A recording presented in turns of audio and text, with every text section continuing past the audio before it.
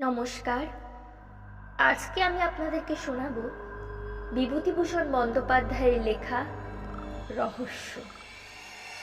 যদি আপনাদের গল্পটি ভালো লাগে তবে প্লিজ আমাদের চ্যানেলটি লাইক, শেয়ার এবং সাবস্ক্রাইব করে দেবেন। ধন্যবাদ। আমার বন্ধুর মুখে শোনা এই গল্প। বন্ধুটি বর্তমানে কলকাতার কোনো কলেজের প্রফেসর, বেশ বুদ্ধিমান, বিশেষ কোনো রকম অনুভূতির ধার ধারে না। উগ্র বৈষয়িকতা না থাকলেও জীবনকে উপভোগ করার আগ্রহ আছে, সে কৌশলও জানা আছে। সেদিন রাতে ঝমঝম করে বৃষ্টি পড়ছিল, নানা রকম গল্প হচ্ছিল, গরম চা ও আনুষঙ্গিক খাদ্যের সঙ্গে মজিয়ে অবিশ্বাসী ভূতেরই গল্প হচ্ছিল। আমার বন্ধু একটা গল্প বললেন, আশ্চর্য লাগলো গল্পটা। একজন বিজ্ঞানের অধ্যাপক যখন গল্পটা করলেন তখন এর একটা মূল্য আছে ভেবেই এই গল্পটাই বলছি। তার নিজের কথাতেই বলি। সেবার আমি বিএ পরীক্ষা দিচ্ছি। অনার্স পরীক্ষা হয়ে যাওয়ার পরে দিন 4-5 ছুটি পাওয়া গেল। কিসের ছুটি তা আমার এতকাল পরে মনে নেই। ভবতারণ ঘোষাল বলে আমার এক বন্ধু ছিল, ওর বাড়ি ছিল বেলঘরেতে। ভবতারণ ক্লাসে খুব পান খেত, ক্লাসের বাইরে ঘন ঘন সিগারেটও খেত, অশ্লীল কথাবার্তা বলতো, লম্বা লম্বা কথা বলতো, চালবাজের অন্ত ছিল না। তার আমার সঙ্গে খুব বনতো, এই জন্য যে আমি নিজেও একদিন দস্তুর মতো চালবাজ ছেলে ছিলাম তখন। এখন সেসব কথা ভাবলে হাসি পায়। তারপর যা বলছিলাম, অনার্স পরীক্ষা শেষ হবার দিন ভবতরণ আমায় টেনে নিয়ে গেল ওর বাড়িতে। যাবার সময় ট্রেনেই গেলুম, কিন্তু ট্রেন থেকে নেমে অনেকটা হাঁটতে হলো, কারণ ওদের বাড়িটা প্রায় গঙ্গার ধারের কাছেই। কিছুক্ষণ ওর বাড়ি থেকে হঠাৎ কি একটা বিষয়ে ঘোর তর্কাতর্কি হলো ওর আর আমার মধ্যে। এমন চরমে উঠল সে তর্ক যে দুজনের মধ্যে হাতাহাতি হবার উপক্রম। হায় রে সেসব দিন, এই রোদ এই মেঘ, তখনকার জীবন তাই ছিল স্বাভাবিক। যাই হোক, আমি ভয়ানক রেগে ওর বাড়ি থেকে সেই সন্ধ্যায় বেরিয়ে পড়ল। এমন জায়গায় ভদ্রলোকের থাকতে আছে? ব্যারাকপুর ট্র্যাঙ্ক রোড বেয়ে হন হন করে হাঁটছি কলকাতার মুখে। দিব্যি ফুটফুটে জ্যোৎস্না রাত, মাঝে মাঝে এক আধখানা মোটর দ্রুত বেগে চলছে কলকাতার দিকে। সম্পূর্ণ নির্জন রাস্তা, একবার একটা মাতালকুলি ছাড়া আর কোনো লোকে দেখা পাইনি। হঠাৎ আমার মনে হলো একটা রাস্তায় একটানা হাঁটতে পারবো, একটু বিশ্রাম দরকার। ডাইনে বায়ে চাইতে চাইতে কিছু দূর গিয়ে একটা বাগান বাড়ি দেখি, তার মধ্যে ঢুকে পড়ল। বাইরে থেকেই আমার মনে হচ্ছিল এ বাগান বাড়িতে লোকজন কেউ থাকে না, আছে হয়তো এক আধটা উড়ে মালি, তাকে 2-4টি পয়সা দিলে বাগানের মধ্যে বসে একটু বিশ্রাম করতে দেবে। এখন নিশ্চয়ই একটা পুকুরও আছে বাগানে, নিশ্চয়ই তার ঘাট বাঁধানো। এখন গ্রীষ্মের দিনে জ্যোৎস্না রাতে পুকুরের বাঁধা ঘাটে কিছুক্ষণ বিশ্রাম করার আনন্দ অনেক দিন পর হয়তো কপালে জুটে যাবে। বাগানের মধ্যে ঢুকে মনে হলো এই বাগানের লোকজন কেউ বাস করে না, ঘন ঘন কেউ আসেও না। লাল কাপড়ের পথগুলোর ওপরে 1 হাত লম্বা উলু ঘাস, ফুলের ক্ষেত আর আগাছার জঙ্গলে ভর্তি। আরো একটু অগ্রসর হয়ে মনে হলো এ বাগান বাড়ি খুব বড় লোকের। অন্তত যে সময়ে এই বাগান বাড়ি তৈরি হয়েছিল সে সময়ে মালিকের অবস্থা খুব ভালো ছিল। শৌখিন রুচির পরিচয় আছে এর প্রত্যেকটি গাছপালায়, প্রত্যেকখানি ইটে পাথরে। আগাছা ভরা ফুলের ক্ষেতের মাঝে মাঝে এখানে ওখানে পাথরের অপসরী মূর্তি, 2-1টার হাত ভাঙা নাক ভাঙা, অনেক এমন অপসরী মূর্তি আছে বাগানের এদিকে ওদিকে। কোনটার পিঠ দেখা যাচ্ছে, কোনটার মুখ ঝোপের আড়ালে আড়ালে। একটু দূরে গিয়ে বাঁদিকের চওড়া পথ ধরলাম। পুকুরে গিয়ে পথটা শেষ হয়েছে, তবে যে ধরনের পুকুর আশা করেছিলাম তা নয়। অনেক কালের পুরনো পুকুর, বাঁধা ঘাট এক সময় ছিল, এখন তার মাঝামাঝি প্রকাণ্ড বড় ফাটল ধরেছে। রানার দুপাশে বট অশ্বত্থের গাছ গুছিয়েছে, সে ঘাটে নামাও যায় না সিঁড়ির সাহায্যে। এই রাত্রে তো সাপের ভয়ে সেদিকে যেতেই আমার সাহস হলো না। ঘাটের থেকে কিছু দূরে একখানা বেঞ্চি পাতা, ক্লান্ত শরীরে বেঞ্চির ওপরে শুতেই কখন যে ঘুমিয়ে পড়েছি নিজেই জানি না। আমার তন্দ্রা যখন ছুটে গেল তখন অনেক রাত। সামনের দিকে চাইতেই একটা অদ্ভুত সন্দেহ হলো আমার মনে।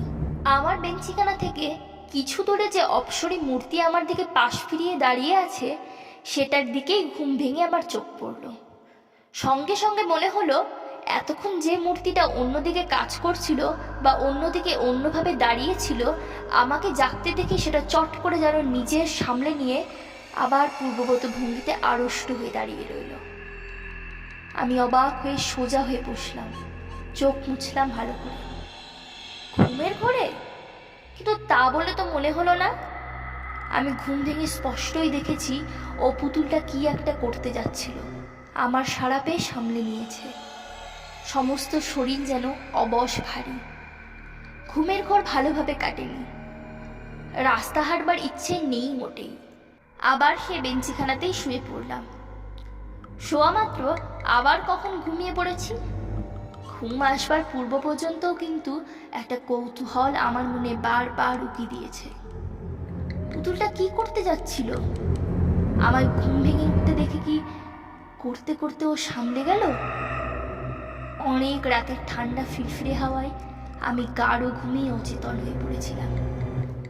আবার যখন ঘুম ভাঙলো তখন চাঁদ ঢলে পড়েছে পশ্চিম আকাশের গাছপালার পেছনে। ফুটফুট করছে জ্যোৎস্না।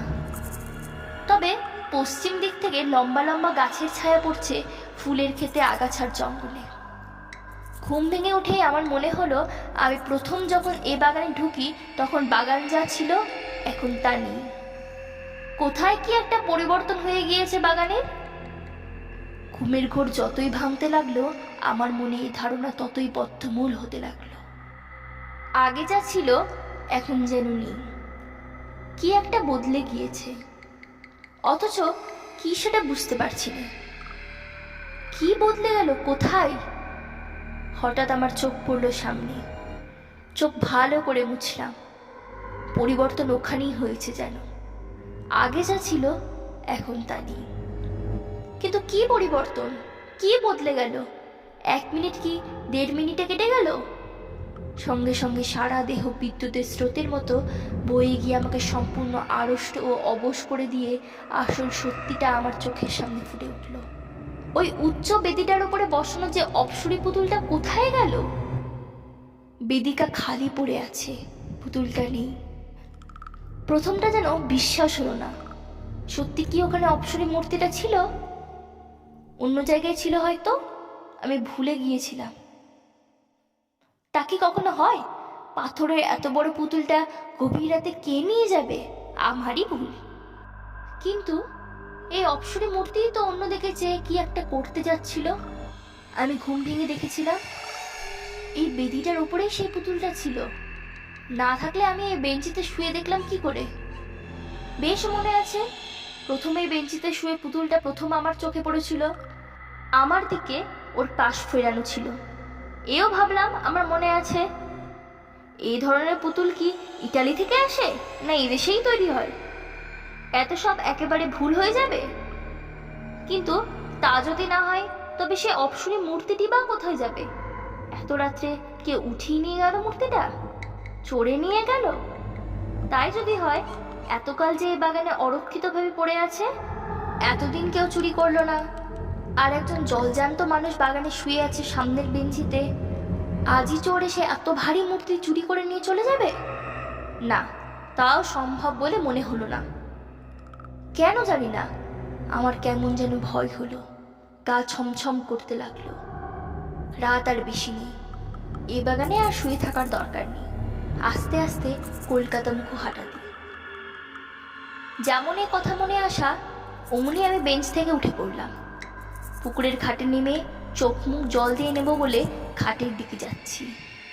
এমন সময় আবার অবাক হয়ে দাঁড়িয়ে রইলাম। বাঁধা ঘাটের ঠিক ওপারেই আমলকি তলায় যে স্ট্যাচুটা ছিল সেটাই বা কই? সেটার হাত ভাঙা ছিল বলে আরো বেশি করে আমার দৃষ্টি আকর্ষণ করেছিল। ওই তো তার শূন্য বেদিটা পড়ে আছে। মনে কেমন সন্দেহ হলো। বাগানের চারিদিকে চেয়ে চেয়ে দেখলুম কত পুতুল ছিল এখানে ওখানে, বনের ঝোপের মধ্যে আড়ালে আড়ালে সাদা পাথরের পুতুলগুলো ফুটফুটে জ্যোৎস্নায় ঝকঝক করছিল। এখানে তেমনই সাদা জ্যোৎস্না বাগানের সর্বত্র, কিন্তু কই সে অপ্সরা পুতুলগুলো? একটাও তো নেই। এক রাতে কি বাগানের সব পুতুল চুরি হয়ে গেল? এই রাতিটার জন্যই কি চোরেরা পেতে বসেছিল? আশ্চর্য! বোকার মতো চারিদিকে চেয়ে চেয়ে দেখতে লাগলাম। এতক্ষণে বুঝলাম, ঘুম ভেঙে উঠে যে ভাবছিলাম বাগানের কোথায় কি পরিবর্তন হয়েছে, সে হলো এই পরিবর্তন। বাগান মন এই মস্ত পরিবর্তনটা সাধিত হয়েছে আমার ঘুমের মধ্যেই। ততক্ষণে পায়ে পায়ে আমি গিয়ে পুকুরের বাঁধা ঘাটের ওপরটাতে দাঁড়িয়ে আছি। হঠাৎ পুকুরের জলের দিকে চাইতে আমার কেমন যেন হয়ে গেল। সারা শরীর ঢোল দিয়ে উঠল ভয়ে, বিস্ময়ে। বাগানের সব অপ্সরী পুতুলগুলো জলে নেমে সাঁতার দিচ্ছে, দিব্যি সাঁতার দিচ্ছে, এপার ওপার যাচ্ছে। কিন্তু একটা জিনিস আমি স্পষ্ট দেখতে পেলাম, সবগুলো জীবন্ত হয়ে ওঠেনি, আড়ষ্টভাবেই পুতুল রূপেই সাঁতার দিচ্ছে। এইখানে আমাদের মধ্যে বন্ধুকে এক প্রশ্ন করল, আপনি স্পষ্ট দেখতে পেলেন? অধ্যাপক বন্ধুটি আমাদের মুখের দিকে চেয়ে বললেন, অনেক দিনের কথা হয়ে গেল বটে, কিন্তু আমি আজও ভুলিনি সে রাতের কথা। সে দৃশ্য আজও দেখছি চোখের সামনে, মাঝে মাঝে যেন দেখিও। বিশ্বাস করা না করা অবশ্যই আপনাদেরই ইচ্ছে। আমি কাউকে বলিও নি বিশ্বাস করতে। আমি বললাম, সিদ্ধি খেয়েছিলে বন্ধুর বাড়ি বেলঘরেতে? বন্ধু বলল, আমি ওসব ছুতাম না তখন, এখনো তাই। বিশ্বাস করুন এই কথাটা। সকলে রুদ্ধ নিঃশ্বাসে শুনছিলাম। আমরা বললাম, তারপর? বন্ধু বলতে আরম্ভ করলো আবার।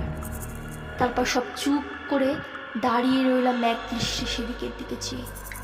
আমার মনে হলো আমি পাগল হয়ে গিয়েছি, কিংবা আবার কোনো শক্ত রোগ হয়েছে। যা দেখছি এসব কি? বেশ মনে আছে, পশ্চিম দিকের পাঁচিলের গায়ে একটা তাল কি নারকেলের গাছ ছিল। চাঁদ তখন গাছটার ঝাঁকড়া মাথার ঠিক আড়ালে। সে ছবিটা বেশ মনে আছে আমার। আবার তখনই চোখ নামিয়ে পুকুরের দিকে চাইলাম, সেখানে সেই অদ্ভুত, অবিশ্বাস্য, অস্বাভাবিক দৃশ্য। সব সাদা সাদা বড় মর্মর মূর্তিগুলো জীবন্তের মতো জলকেলি করছে পুকুরের জলে। আমার মাথা ঘুরে গেল যেন। নিজের ওপর কেমন একটা অবিশ্বাস হলো। সেখান থেকে মারলাম টেনে ছুট। একেবারে সোজা দৌড়ে গিয়ে ফটকের কাছে এসে যখন পৌঁছেছি, তখন আমার মনে হলো, অবশ্য হলপ করে বলতে পারবো না সত্যি কিনা, তবে আমার মনে হলো যেন অনেকগুলো মেয়ে খিলখিল করে একযোগে হেসে উঠল। হাসির একটি ঢেউ যেন আমার কানে এসে পৌঁছলো। পরক্ষণেই আমি একবারে ব্যারাকপুর ট্র্যাঙ্ক রোডের ওপরে এসে পড়লাম। এবার আপনারা যে প্রশ্ন করবেন আমি জানি। সেখানে আর আমি গিয়েছিলাম কিনা? পরদিনই গিয়েছিলাম, একা নয়, 3টে বন্ধুর সঙ্গে। গিয়ে দেখলাম পুরনো ভাঙা বাগান বাড়ি, আগাছার জঙ্গলে ভরা ফুলের ক্ষেত, কতগুলো হাত ভাঙা নাক ভাঙা অপ্সরী পুতুল এদিক ওদিকে বনে জঙ্গলের আড়ালে পাথরের বেদির উপর দাঁড় করানো। কোথাও কোনো দিকে অস্বাভাবিকতার কোনো চিহ্ন নেই। হঠাৎ আমার এক বন্ধু আমাকে ডাক দিল। খাটের ওপরে আমলকি তলায় যে হাত ভাঙা পুতুলটা দাঁড়িয়ে আছে, একটা মোটা বিছুতিলতা মাটি থেকে গজিয়ে ওঠে সেটার দুখানা পাকে আষ্টি পৃষ্টি জড়িয়ে রেখেছে। অন্তত 1 বছরের পুরনো লতা। কত বর্ষায় এই বিছুটি লতা গজিয়ে উঠেছিল বলে মনে হয়। লতাটার কোথাও ছেঁড়া নেই, ভালো করে পরীক্ষা করে দেখা গেল। অথচ আমি হলপ করে বলতে পারি এই পুতুলটাই কালকে জলে নেমেছিল। অন্তত এই বেদিটা আমি কাল খালি দেখেছি। এই ঘাটের ধারে তো কতক্ষণ দাঁড়িয়েছিলাম। বন্ধুরা বললেন, তাহলে বিছুটি লতাটা এমন থাকে কি করে? এ জড়ানো তো 1 বছরে জড়ানো, রাতারাতি গাছটা গজায়নি। ওদের যুক্তি অকাঠ্য। কি উত্তর দেব ওদের? আমার নিজেরই যখন ক্রমশ অবিশ্বাস হচ্ছে আমার নিজেরই ওপর।